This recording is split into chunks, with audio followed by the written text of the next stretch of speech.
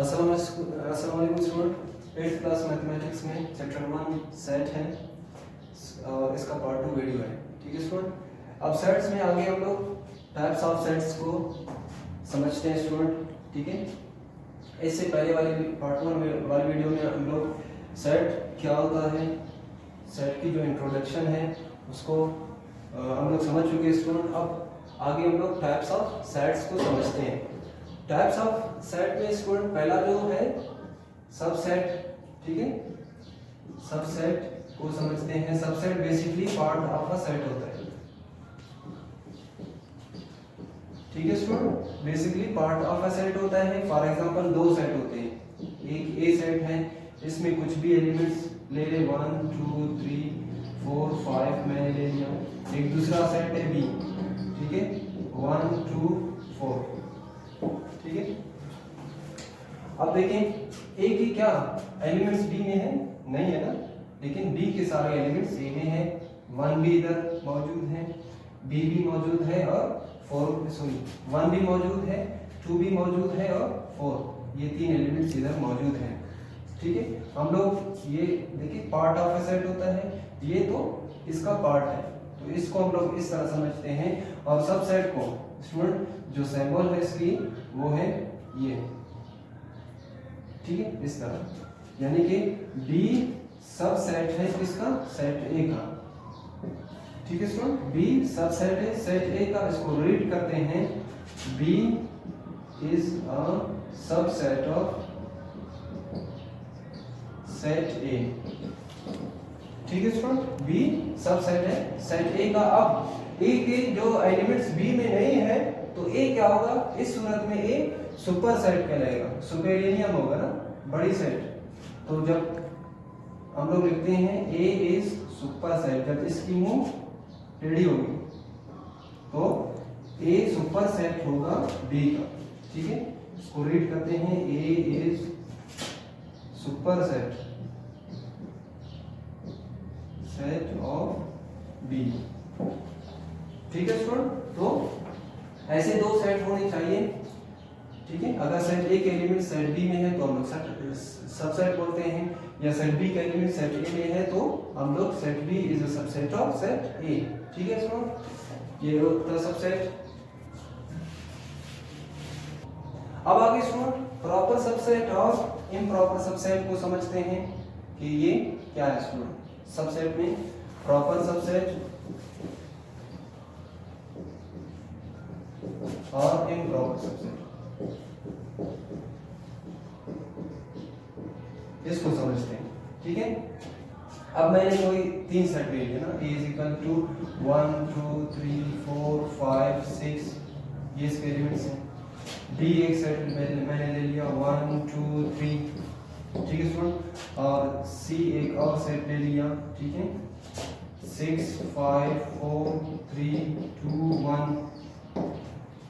ठीक है स्टूडेंट, कितने सेट है 1 2 3। प्रॉपर और इम्प्रॉपर को समझते हैं। अब देखते हैं बी के सारे एलिमेंट्स ए में हैं, बिल्कुल है ना, 1 2 3 1 2 3, बी के सारे एलिमेंट्स सेट ए में है। तो इस सूरत में मैं क्या बोलता हूँ, प्रॉपर और इम्प्रॉपर को समझ रहे हैं। ठीक है स्टूडेंट, ये प्रॉपर है और ये इम्प्रॉपर। अब हम लिखते किस तरह है कि B is a subset of set A। ठीक है स्टूडेंट, अब आते हैं C पर। C A का सबसेट है, बिल्कुल है। ठीक है स्टूडेंट, क्योंकि सारे के सारे एलिमेंट्स इस सेट A में मौजूद है ना, सिर्फ ऑर्डर चेंज है, ऑर्डर चेंज होने से सेट कोई मैटर नहीं करता स्टूडेंट। 6 5 4 3 2 1 ऑर्डर चेंज है, यानी सारे के एलिमेंट्स इसमें मौजूद हैं। कुछ स्टूडेंट ये समझते हैं कि सबसेट को कि बस सबसेट छोटा सेट के 2 सेट हो, एक सेट छोटा हो और दूसरा बड़ा हो, उसको हम लोग सबसेट बोलते हैं। ऐसा बिल्कुल नहीं है स्टूडेंट, सबसेट इक्वल भी हो सकता है, यानी कि सेट सी की जो सारे एलिमेंट सेट ए में मौजूद हैं तो सबसेट है। ठीक है, अब इसको लिखते किस तरह है student, C is a subset of ना सेट ए। ठीक है, अब आगे बात करें, और बी इज सबसेट ए का है, और ए क्या होगा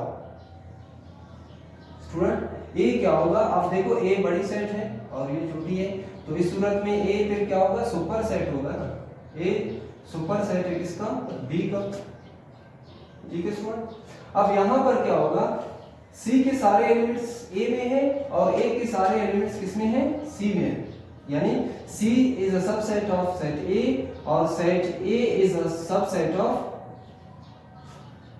set A is a subset of set सी।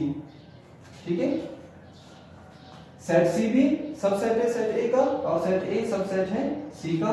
तो अब किस तरह होगा स्टूडेंट, आगे इसको लिखते हैं। देखो, जब दोनों के एलिमेंट्स, ए के एलिमेंट्स सी में है, सी के एलिमेंट्स ए में है, तो इक्वल हुआ ना, इसको लिखते हैं कि सी इज अ सबसेट और नीचे इक्वल करते हैं, ये लाइन लगाते हैं, इसका मतलब इक्वल, सी इज सबसेट और इक्वल टू सेट ए। ठीक है, तो ये ऐसे सूरत में फिर इम्प्रॉपर बन जाएगा जब इक्वल हो। ठीक है, सबसेट और सबसेट के नीचे ये एक लाइन हो, इसको हम लोग क्या रीड करते हैं, इम्प्रॉपर, यानी C is improper subset of set A. अब यहाँ क्या बन जाएगा, देखिए ये डिफरेंट है ना, अलग अलग है, बी सबसेट है सेट ए का, लेकिन ए सुपर सेट है सेट बी का, तो सिंपली ये बन जाएगा बी इज सबसेट, इधर इक्वल की बात नहीं आ रही ना, तो इस सबसेट में फिर हम लोग इसको कहेंगे ये बी इज प्रॉपर सबसेट, फिर ये जो होगा बी प्रॉपर सबसेट होगा। ठीक है, अब देखिए स्टूडेंट, आगे हम लोग फाइनाइट और इनफाइनाइट सेट को समझते हैं। ठीक है, फाइनाइट सेट क्या होता है और इनफाइनाइट सेट। देखो, फाइनाइट सेट का मतलब होता है कि एक ऐसा सेट जो काउंट में आ रहा हो। देखिए, एलिमेंट्स आर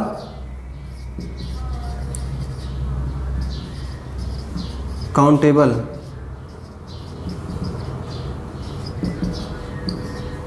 उसको हम लोग फाइनाइट सेट बोलते हैं। और इनफाइनाइट सेट को क्या बोलते हैं, elements are not uncountable.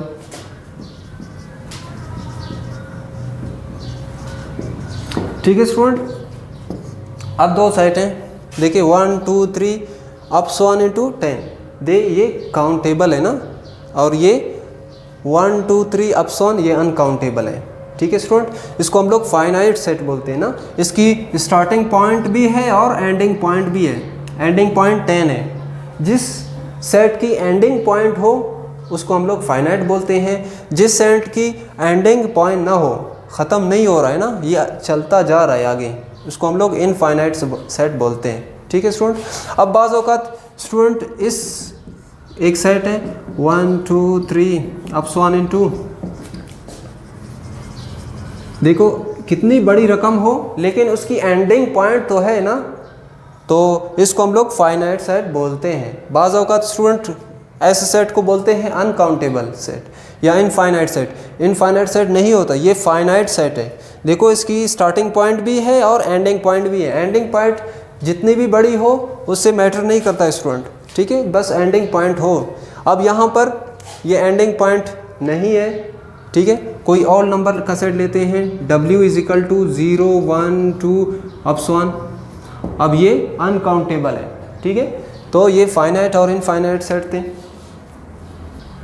Null set और एम्प्टी सेट को आगे समझते हैं स्टूडेंट। नल सेट क्या होता है, ऐसा सेट, नल सेट को, अब देखिए ये नल सेट है, एम्प्टी खाली सेट। एम्प्टी सेट को दो से रिप्रेजेंट कर, इस ये कर्ली ब्रैकेट से भी और ये, इसके दो नाम है, ठीक है स्टूडेंट, करते हैं। और ये भी नल सेट होता है, दो होता है, ये भी नल सेट होता है और ये भी। अब स्टूडेंट देखिए, आगे हम लोग सिंगलटन सेट को समझते हैं। सिंगलटन सेट क्या होता है कि एक ऐसा सेट जिसमें सिर्फ एक ही एलिमेंट हो। देखो सिंगलटन, सिंगल से ही आपको पता होनी चाहिए कि एक ऐसा सेट जिसमें एक ही एलिमेंट हो, एलिमेंट एक हो। देखो 1 है, अब ये 2 भी एक, यानी इसमें एक एलिमेंट है ना, आपने तादाद को देखना है, a इज इक्वल टू 2। अब इसकी, इस सेट में कितने एलिमेंट्स है टोटल, 1 है, सॉरी 1 है, यस।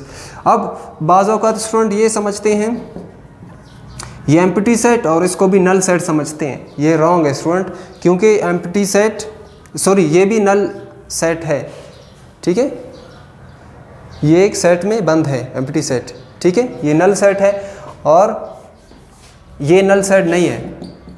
1 2 इसमें देखो 2 एलिमेंट्स है तो ये नल सेट नहीं है स्टूडेंट, ठीक है।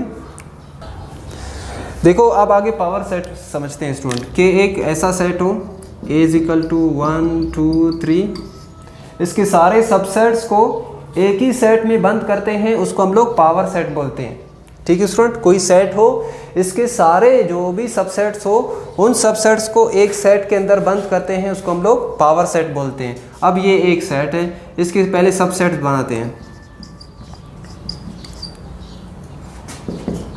Subsets of A which is equal to क्या बनेंगे, एक एम्प्टी सेट बन जाएगा, ठीक है।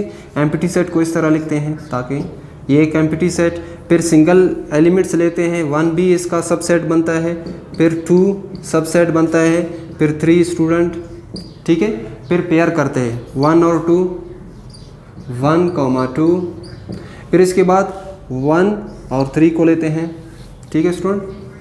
1 3 आ गया स्टूडेंट। फिर इसके बाद 2 भी तो 3 आ रहा है ना, 2 3। इसके बाद सेट अपने आप भी सबसेट है ना, 1 2 3, एक दफ़ा लास्ट में कंप्लीट सेट को लिखते हैं 1 2 3।